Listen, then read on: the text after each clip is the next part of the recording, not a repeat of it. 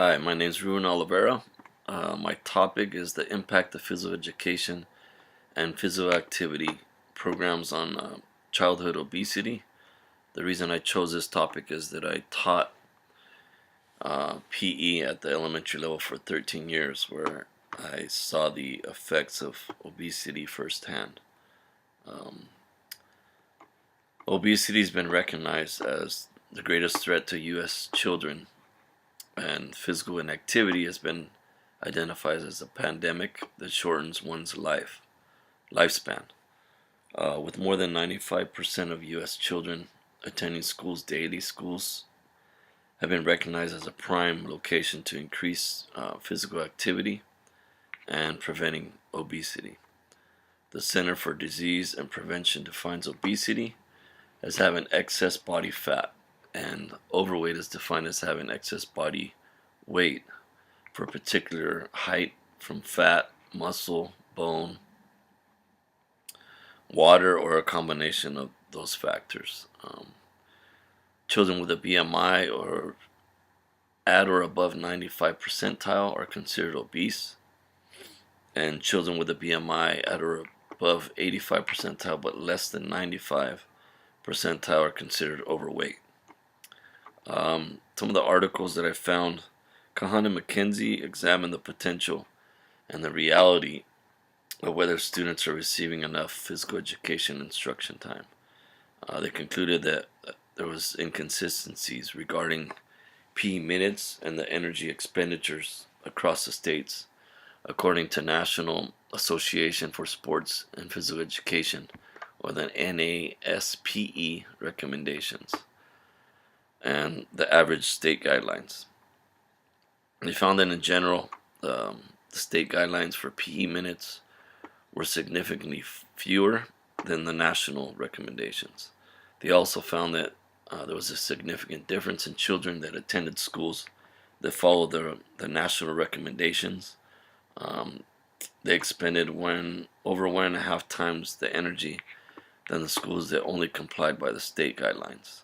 They also found that students who followed the national recommendations expended 35,000 to 90,000 more kilocalories than students who simply received classroom activities. Another article by Brousseau and Colina, they conducted a study of 298 fifth graders and fifth grade students on PE and non-PE days to see which traditional physical activity models increased moderate to vigorous physical activity, or their MVPA. They used pedometers that detected step counts and monitored their MVPA. They found that children increased their steps by 58% and their MVPA by 115% on days that they had 3 physical activity opportunities when compared to a single activity a day. Their findings also suggested that PE may be getting students active, but possibly not at the recommended levels. They also found that students were falling short of accumulating 20 minutes of their recommended daily 60 minutes. However, PE days, boys were increasing their physical activity by 25 to 33%, and girls also increased by 31 to 46%, which demonstrates the positive potential of PE to increase children's physical activity. Another article by Cadzel, Chambers, and Sandell conducted a 3-year longitudinal evaluation at Longport City School District in Longport, New York. 21.4 of their students were obese at the beginning of the study. They implemented modifications to their curriculum and physical education equipment. They also allowed students to use the equipment outside of school hours, before and after school, and on weekends. There were also changes to their food and the health education curriculum.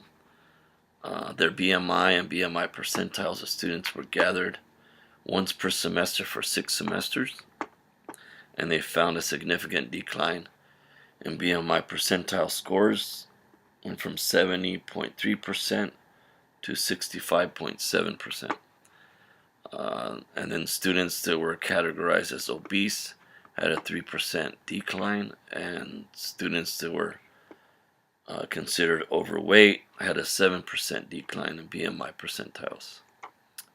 Another article by Kluss and Natal facilitated the Healthy Armstrong Initiative, which was a pilot study program called they called it Kid Minutes.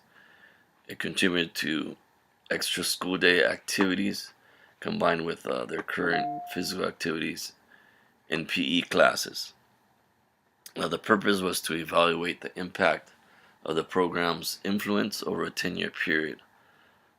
In 2005, more than a third of their students were considered either obese or overweight.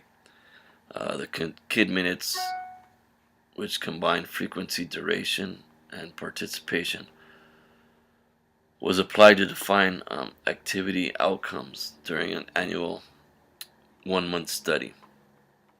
Over the 10-year study, they found that 293% increase in Kid Minutes activities. They also found an average monthly increase in 22.4 minutes per student per year at each school. They concluded that their school district could successfully improve activity minutes by adding opportunities for aerobic activity to a school day. Future research. First of all, there's gaps among the guidelines, or what guidelines were originally intended to do, how they are implemented, and how they're executed, and also how they're enforced. There's also been limited research examining the impact of various conventional school physical activity models on the activity patterns of children, particularly how school activity programming contributes to the national recommendation of 12,000 steps per day and 60 minutes of MVPA per day. Previous studies are limited, and most of the available literature comes from international samples.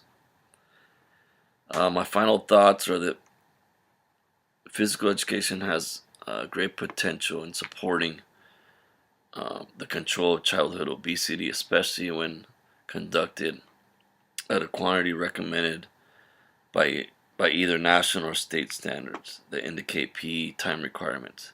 However, the lack of PE policies at district and state levels and the lack of accountability imposed on schools interfere with the achievement of this potential.